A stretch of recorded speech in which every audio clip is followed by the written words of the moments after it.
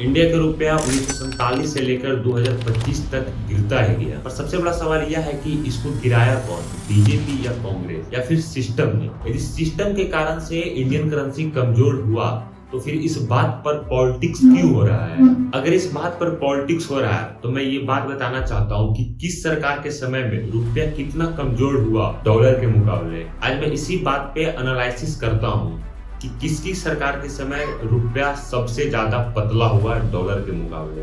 यदि आप इस बात का हकीकत जानेंगे तो पॉलिटिक्स जिस बात पर हो रहा है उसकी सच्चाई आपको पता चल जाएगा। 1947 से लेकर 2014 तक लॉन्ग टाइम भारत पे कांग्रेस की सरकार रही। 1947 में $1 का मतलब ₹3.30 था और 2014 में $1 का मतलब ₹60.30 हुआ। यदि आप इस बात का कैलकुलेशन करेंगे तो अप्रोक्सीमेटली 1700% रुपया कमजोर हुआ डॉलर के मुकाबले। और इसी बीच 6 साल 2 महीना एनडीए की सरकार रही, मतलब बीजेपी। 1998 से लेकर 2004 तक बीजेपी की सरकार रही। यदि इस बीच में रुपया कितना कमजोर हुआ डॉलर के मुकाबले कैलकुलेशन करते हैं तो बहुत कम कमजोर हुआ, मतलब 7% रुपया कमजोर हुआ डॉलर के मुकाबले। यानी भारत देश में कांग्रेस की लंबी समय तक सरकार रही, अप्रोक्सीमेटली 60 साल तक।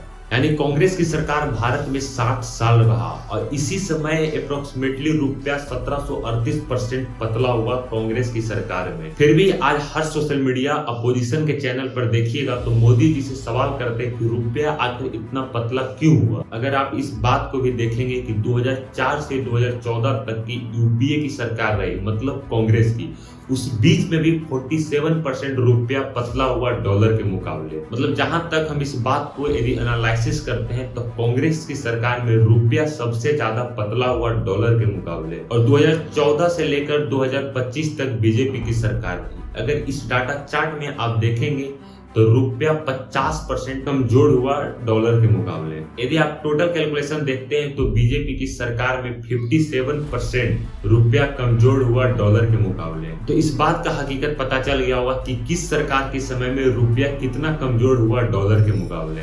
लेकिन इस बात को कहना साफ साफ गलत होगा कि किसी सरकार के कारण रुपया कमजोर होता है डॉलर के मुकाबले। रुपया को कमजोर होना डॉलर के मुकाबले में गवर्नमेंट की रोल मात्र 30 से 40% रहता है। जैसे एक्सपोर्ट कम करना और इंपोर्ट ज्यादा करना, foreign investment policy, global relation, इस सब में गवर्नमेंट का रोल रहता है। पर 60% डिपेंड करता है ग्लोबल मार्केट पे, जैसे ग्लोबल इकोनॉमिक क्राइसिस, जैसे Russia Ukraine war, Israel Middle East conflict, trade deficit, USA Fed interest. इसका मतलब आप समझ गए होंगे कि इस बात पर झूठ का पॉलिटिक्स होता है।